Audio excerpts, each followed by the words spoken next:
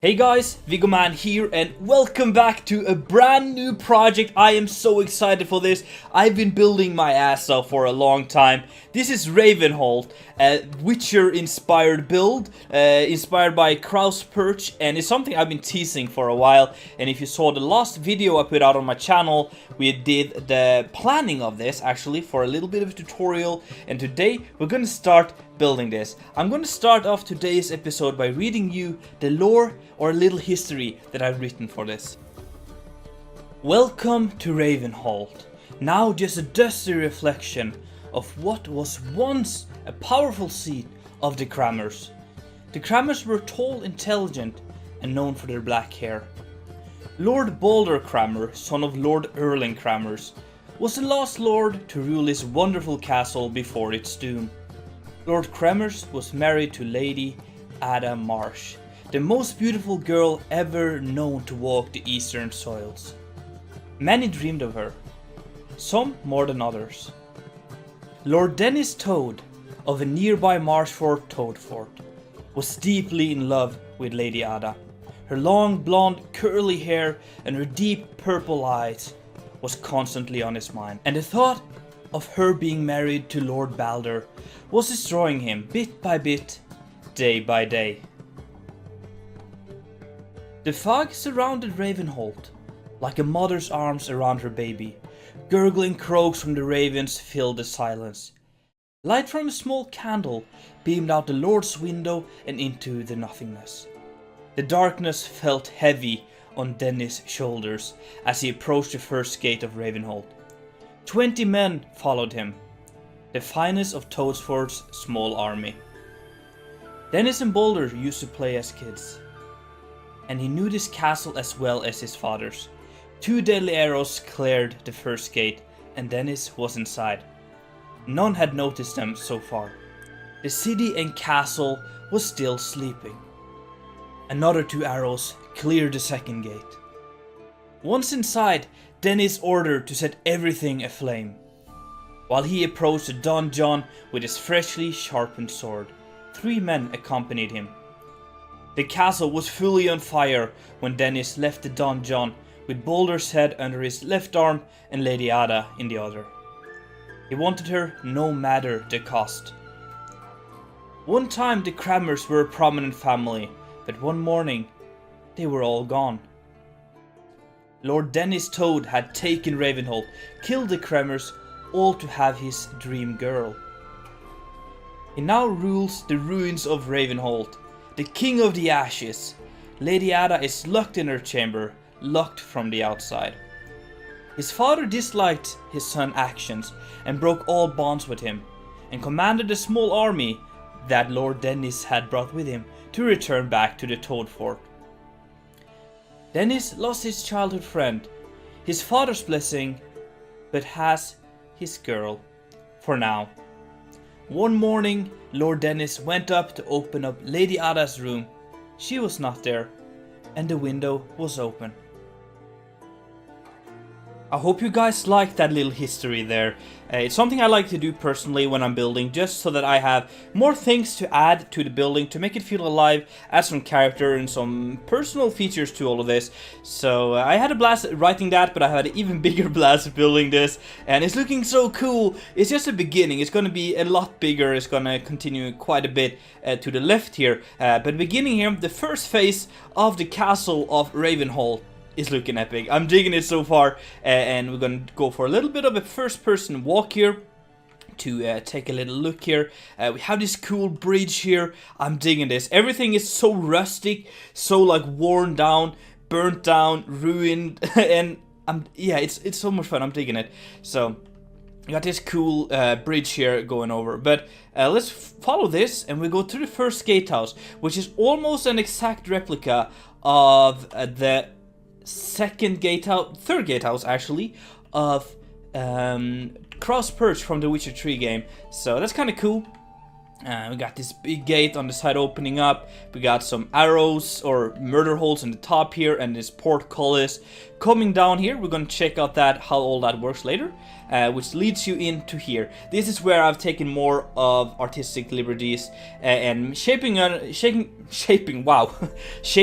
build up to what I want it to be instead of an exact replica from the game. So there's going to be quite a few like differences here, but you're going to see that the main atmosphere and the main overall vibe is similar. So yeah, that's kind of cool. I'm digging the view from here.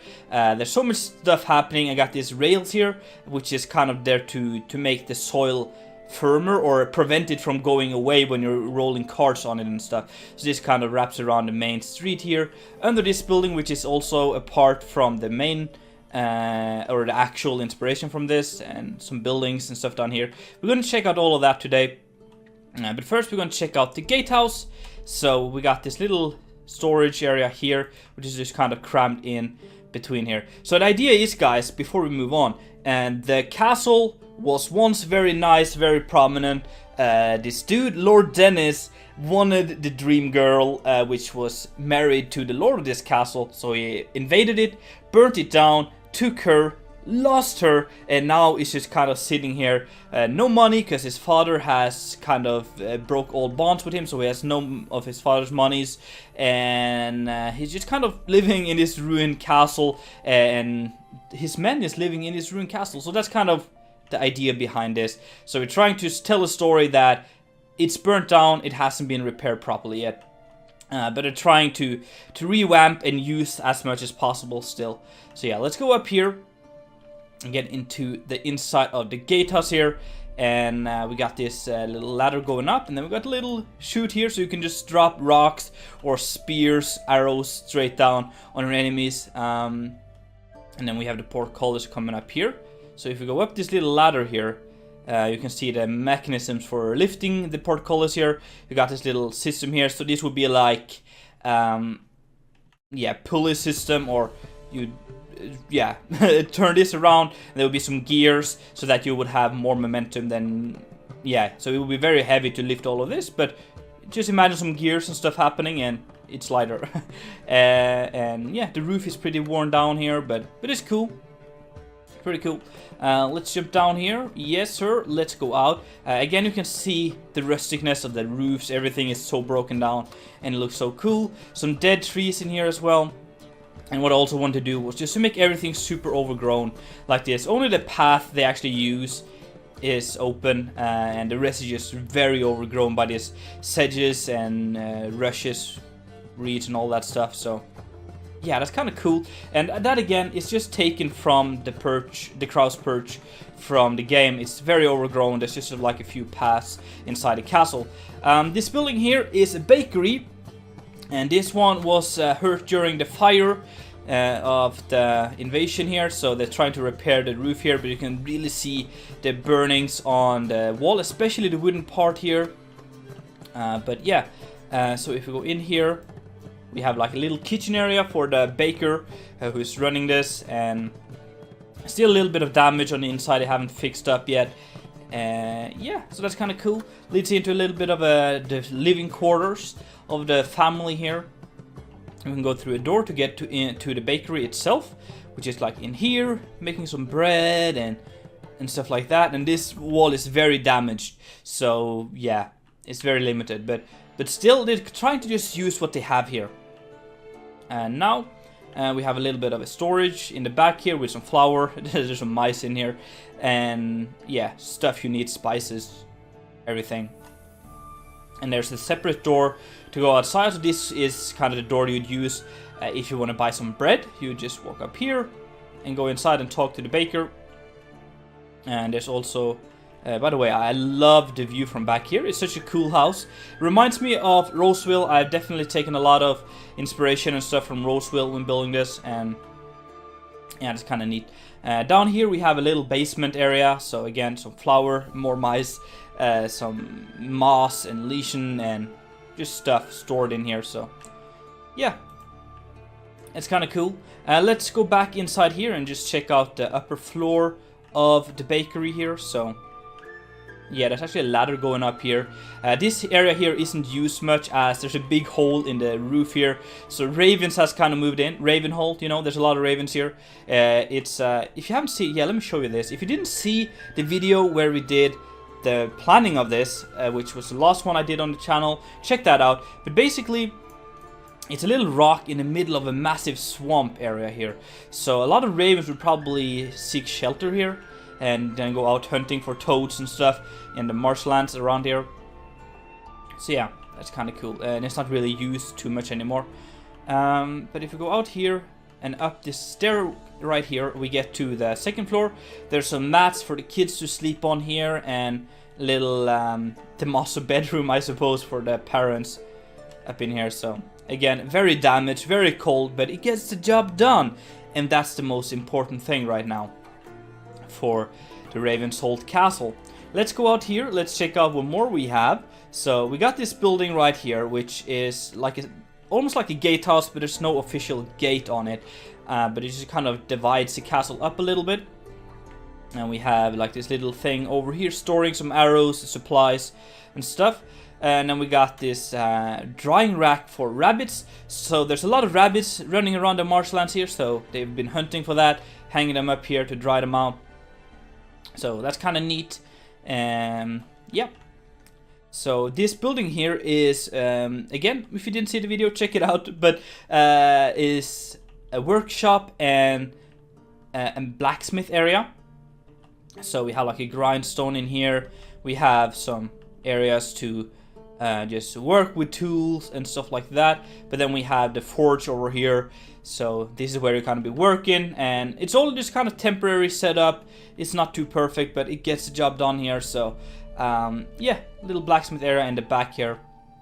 I also want to point out this cool fencing here, very similar to what we did in Clipstead, and it's just logs stacked up. And again, that's just taken directly from the Crow's Perch, and it's looking pretty cool. Yeah. So let's yeah, there's also a little bit of a storage under here as well. So let's go through the gatehouse here and go to the back here. This is where we're going to build the Lord's chambers, the temple, some stables, prison, and stuff like that. But yeah, this building here, on this side there's a workshop, like a carpenter or something, an area where you just be fixing stuff. We have planks, we have areas to work with. Oh, let's fix that. There's areas to work with stuff, and there's also a little bit of a storage area for planks and nails. I know this is changed, but it kind of looks like nails and stuff. So yeah, again, under the same kind of building here. And there's a door here leading into this tower, which you're going to check out later. We're going to go up the staircase. Again, very broken down. I'm just loving playing with the ruined, rustic vibe we have here. In here, this would be like part of the servants area. So up here we have like some sitting areas for them to work at, and also for the guards protecting here. So you'd have guards on top here, just making sure everything is okay, walking along this little area. So they could be sitting in here, sharpen the sword, talking, eating, and all that kind of stuff. So yeah, it's kind of cool. In here we have some beds for the servants, and a lot of the servants were killed under the attack, and as the father broke all bonds, there's not really too many people working here, so most of the beds are empty. But there's one there, and there's two over here that's still being used, and there's a fireplace here to keep everything warm, and another exit to this little balcony here. And there's a bell, so you could ring that just to give signals of people coming in and stuff. So that's kind of cool. This then leads into the tower of the Rookery here, so we're going to check that out eventually. But before we do that, I want to go up to the little attic here. Here you can see some really ruined stuff, really broken down, but they're still kind of using it for some storage and stuff like that. There's some mice and an owl up in here, and it's all just, yeah, just toss it in here. You don't really have to worry too much about this. So what's up here? It's just like a small little storage attic up here. So yeah, let's then go out here. So basically there's two ways to get into this place. we have the stair, so you can follow this down to an armory, an area where just store like arrows, spears, barrels of supplies and stuff down here, and this connects up to this door right here. So you can just go in here, and everything is just like nicely connected here. So a little armory in here. This would lead back to here into the guards' place, the guards' resting place, I don't know, and the prison. Let's go up the staircase here. We get up to a little library. So the master's chamber is up above here. So there's a little area here. Most of the books are gone, destroyed. Maybe it was broken during the fire, but at least there's a little library here. And there's also an exit to the battlements. So we have some nice arrows just looking out here. So that's pretty cool. I like that, and just a little defensive area. So yeah, that's very important to have. But yeah, just a little library. There's stuff all over the place. It's very messy, but yeah. And this again would also go out to this building right here, and goes back into the servants' quarters over here. So let's go up the staircase even further, and we get up to the maester's chamber. And this is honestly not too bad. You can really see that it's old, it's worn down, but the bed is big. A little, yeah, worn down as well, but it's cool. We got a nice little canopy on top, a bathtub, so that's nice, and some pictures and stuff like that. A little area to sit here, take some notes, do some writing, and a wine rack, very important. And here we have this garderobe sticking out, hanging down, so you poo straight down into the ground here. So that's cool. And then we got a little balcony looking over the first courtyard here. You can see the courtyard there. No, the garderobe just hanging down. So yeah.